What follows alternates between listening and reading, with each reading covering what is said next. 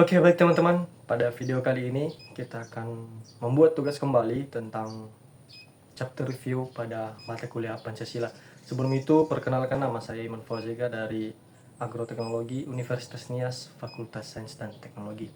Nah, kali ini kita akan membuat tugas tentang chapter review pada mata kuliah Pancasila dengan dosen pengampu mata kuliah Bapak Restu Andika Sakti, Jenderal SHMH. Nah, pada kesempatan kali ini kita akan membuat tugas tentang chapter review atau mengulas kembali materi yang telah kita belajar pada setelah ujian tengah semester berakhir. Nah, pada kesempatan ini saya ingin mengulas kembali beberapa topik yang telah kami pelajari saat kami masuk pada pertemuan-pertemuan setelah memasuki ujian tengah semester. Nah, pada pertemuan pertama setelah ujian tengah semester berakhir, kami telah belajar yang dimaksud dengan yang namanya filsafat. Pada pertemuan itu kami telah belajar apa itu filsafat, mengapa filsafat itu penting bagi mahasiswa, dan cara menerapkannya di dalam kehidupan kita. Nah, tentu yang pertama dulu kita harus tahu apa yang dimaksud dengan filsafat. Nah, filsafat ini adalah berpikir secara mendasar, meneliti semua rangkaian-rangkaian kejadian yang telah berlaku. Saya beri contoh, jika kita mengalami sakit. Nah, sebagai orang awam yang berpikir biasa-biasa saja, kita akan berpikir bagaimana cara menyembuhkannya. Nah, di dalam filsafat kita harus berpikir secara mendasar, yang dimana kita harus mengetahui apa yang menyebabkan sakit itu, apa saja faktor yang dapat menyebabkan sakit itu bisa bertahan di dalam tubuh kita, dan bagaimana solusi agar sakit itu tidak kembali. Nah, itu salah satu contoh berpikir filsafat. Bagaimana cara kita mengontrol sesuatu, atau bagaimana cara kita berpikir secara lebih teliti dan mendalam. Nah, pada pertemuan itu kami telah diberikan tugas yang berjudul kontroversi antara Soekarno dan Tan Malaka.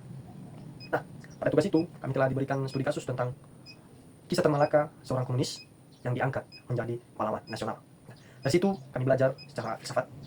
Dan setelah kami mengetahuinya, sebelum itu kami dulu mencari asal-usul dari Tan Malaka ini, mengapa dia dianggap sebagai komunis, dan apa saja kontroversi yang terdapat pada hubungan Soekarno dengan Tan Malaka. Nah, di dalam mengerjakan tugas ini, kami telah mencari berbagai teori dan mencari berbagai sumber yang dapat kami bisa jadikan sebagai patokan, di mana kami telah membaca beberapa artikel dan menonton beberapa klip video tentang kisah Tan Malaka ini. Nah, singkatnya, Tan Malaka ini adalah seorang anak yang lahir di Pandan Gadang, Sumatera Barat. Ia berasal dari keluarga Minangkabau yang menjunjung tinggi pendidikan. Nah, Tan Malaka ini lahir dengan nama Sultan Ibrahim Tan Malaka. Nah, dengan kecerdasan seorang Tan Malaka ini, dia belajar dan sangat aktif di lingkungannya pada saat itu sehingga dia dapat beasiswa bersekolah di luar negeri. Nah, tentu saja Tan Malaka ini menerima beasiswa tersebut dan dia berangkat ke negara penjajah. Nah, di situ yang mulai berpikir bagaimana cara orang penjajah bisa hidup dengan sangat menyenangkan. Namun orang-orang yang telah dijajah hidup dengan penderitaan. Dari situ Tan Malaka berpikir keras dan dia ingin rakyat-rakyat di daerahnya menjadi berani untuk mempertanyakan keadilan. Nah, di sini setelah dia lulus dari sekolah tersebut, dia kembali ke tanah air dan dia menjadi seorang guru di daerahnya. Dan dia bertekad ingin mengubah pola pikir rakyat-rakyat kecil, rakyat-rakyat biasa yang ingin mempertanyakan keadilan dan memperjuangkan hak-hak masyarakat kecil. Tentu saja perjalanan seorang Tan Malaka ini tidak mulus. Melihat kegiatan Tan Malaka yang mempengaruhi rakyat-rakyat kecil, para petinggi-petinggi bangsa pun mulai bergerak. Karena pada saat itu Soekarno dan pemerintahan Jepang ingin melakukan perdamaian yang dimana kemerdekaan Indonesia akan dapat ketika Jepang memberikannya. Ideologi Tan Malaka berbeda dan bertentangan dengan pendapat atau ideologi Soekarno, di mana ideologi Tan Malaka ini tidak ingin kemerdekaan yang dikasih sebagai hadiah, melainkan Tan Malaka menginginkan kemerdekaan 100% meskipun nyawa taruhannya. Nah, di sini Tan Malaka dan Soekarno sempat berkontroversi karena perbedaan pola pikir mereka. Setelah dianggap Tan Malaka ini berbahaya dalam negeri, maka para petinggi pun mengasingkan dia karena dia banyak menghasut masyarakat untuk melawan pemerintahan dan melawan penjajah. Setelah dia diasingkan di luar negeri, dia pun berkelana ke sana kemari dan saling menyamar dengan mengubah-ubah identitasnya. Namun, hati Tan Malaka pun tetap pada tanah kelahirannya, yang dimana pada saat itu dia mengenal komunisme atau memperjuangkan hak-hak masyarakat kecil. Nah, dari sini tindakan Tan Malaka mencuri perhatian internasional, yang dimana dia ditetapkan sebagai tersangka internasional, sehingga dia diburu oleh beberapa negara dan dijadikan sebagai tawanan. Nah, akhir cerita atau singkat cerita, AKBRI yang dibawa naungan presiden mengambil tindakan, yaitu menembak mati seorang Tan Malaka. Dan Tan Malaka pun tidak berkutik pada saat itu. Yang menjadi kontroversi di sini adalah nama baik Soekarno tercemar. Yang dimana seorang akabri tidak mungkin melakukan hal yang sekeji itu tanpa perintah dari atasannya. Karena seorang akabri tidak akan menerima pekerjaan selain dari seorang presiden.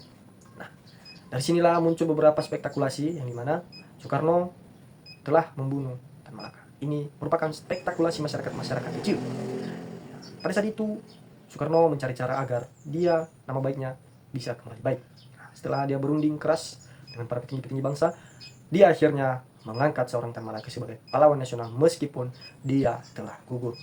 Nah, dari sini kita dapat belajar secara filsafat bagaimana cara kita mencari sumber-sumber atau akar dari permasalahan.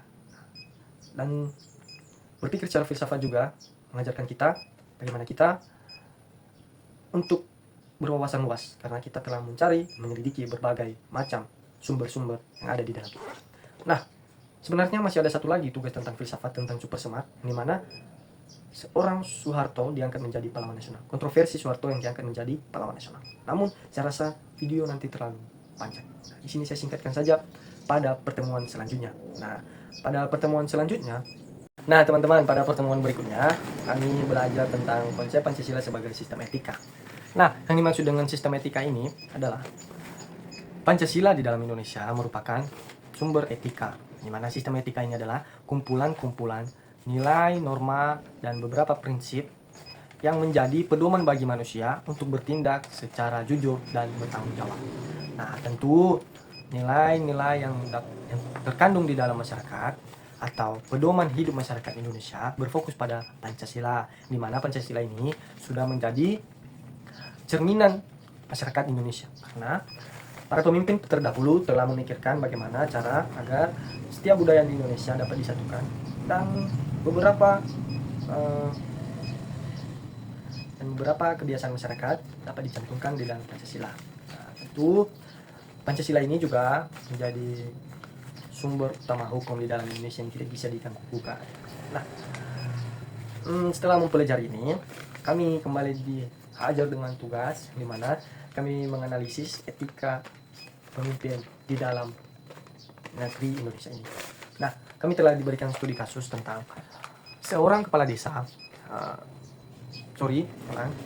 Kami telah diberi studi kasus tentang di sebuah wilayah desa terdapat seorang pemimpin kepala desa, di mana desa ini menerima bantuan dari pusat untuk pembangunan infrastruktur jalan.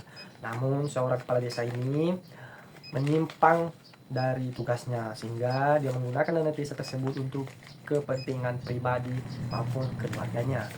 Nah, di sini teman-teman, kami diberikan beberapa pertanyaan. Yang pertama, analisislah perilaku kepala desa berdasarkan Pancasila sebagai sistem etika. Nah, di sini saya telah menganalisis di mana tindakan kepala desa ini sangat tidak mencerminkan sistem etika. Sistem etikanya adalah Pancasila, di mana dia tidak bertanggung jawab, dia tidak jujur dan transparan. Dan dia juga menyelewengkan kekuasaan, di mana dia telah menggunakan dana desa tersebut untuk kepentingannya sendiri. Nah, pertanyaan yang kedua, tentu apa saja nilai Pancasila yang telah dilanggar oleh kepala desa tersebut? Yang pertama, sila ketuhanan yang Maha Esa. Mengapa? Nah, seorang kepala desa dipilih oleh masyarakat. Nah, kemudian dia dilantik sesuai dia dilantik dan disumpah sesuai dengan kepercayaannya masing-masing. Di awal sumpah tersebut, dia telah berjanji pada Tuhan Yang Maha Kuasa, dia tidak menyelewengkan kekuasaan dan berbagai sumpah lainnya. Otomatis, ketika dia bersumpah, telah berjanji kepada Tuhan Yang Maha Kuasa. Nah, setelah dia menggunakan dana desa tersebut yang menyimpang dari sumpahnya, maka otomatis dia telah mengabaikan sumpahnya. Secara dia telah berbohong dan tidak mengakui adanya Tuhan. Nah, di mana di Indonesia mewajibkan setiap warga harus memeluk satu agama yang diyakininya. Secara tidak langsung, kepala desa ini tidak meyakinkan yang ada namanya Tuhan. Bisa dikatakan sebagai ateisme. Nah, setelah dia melanggar sila yang pertama, kemudian dia juga melanggar sila yang kedua, kemanusiaan yang adil dan beradab, di mana sikap kepala desa tersebut tidak adil kepada masyarakatnya. Dia telah menggunakan dana desa untuk kepentingannya pribadi, sehingga mengabaikan kepentingan masyarakat yang seharusnya dana desa tersebut digunakan untuk kepentingan masyarakat di dalam desa tersebut. Nah, ketiga, dia telah melanggar sila yang keempat. Sila yang keempat ini adalah kerakyatan yang dipimpin oleh hikmat kebijaksanaan dalam permusyawaratan perwakilan. Di dalam pengambilan keputusan itu, dia tidak melibatkan masyarakat. Mana seharusnya ketika dana desa sudah dialirkan ke desa, harusnya kepala desa mengumpulkan masyarakat, meminta aspirasi, lakukan musyawarah untuk pengalokasian dana tersebut. Namun kepala desa ini berbeda. Dia tidak melakukan hal tersebut, sehingga dia telah melanggar sila yang keempat. Yang terakhir, dia telah melanggar sila yang kelima, keadilan sosial bagi seluruh rakyat Indonesia. Akibat penyalahgunaan dana tersebut, terjadinya ketimpangan sosial di dalam masyarakat. Yang satu tambah kaya, yang satu tambah melarat. Di mana satu memperkaya diri dengan dana desa dari pusat, dan yang satu melarat karena infrastruktur akses jalan yang ada di dalam desanya terlambat. Nah, apa saja seterusnya, pertanyaan seterusnya, apa saja dampak dari tindakan kepala desa tersebut? Nah, yang pertama dampaknya adalah terhambatnya pembangunan. Nah, dia telah secara tidak langsung dia telah menghambat pembangunan di dalam desanya, sehingga desanya makin tertinggal dan terpuruk. Yang kedua, menurunnya rasa kepercayaan kepada kadis tersebut, sehingga jika kadis tersebut maju sebagai calon lagi, dia tidak dipilih lagi oleh masyarakatnya. Dan yang ketiga, terjadinya konflik di dalam masyarakat. Nah, konflik ini terjadi karena kadis telah menyalahgunakan kekuasaan. Bisa terjadinya pertengkaran di dalam desa tersebut. Nah, yang seterusnya, apa yang seharusnya dilakukan oleh kadis tersebut? Nah, yang dilakukan oleh kadis tersebut adalah dia harus menggunakan dana desa yang telah ditugaskan, yang telah diamanatkan kepadanya, digunakan secara baik, terarah, dan wajib melibatkan masyarakat untuk mengalokasikan dana tersebut. Nah, yang kedua, dia wajib mengutamakan kepentingan masyarakatnya. Jika dia menerima keluh kesah kesana kesini, dia harus menggunakan dana tersebut untuk apa ya?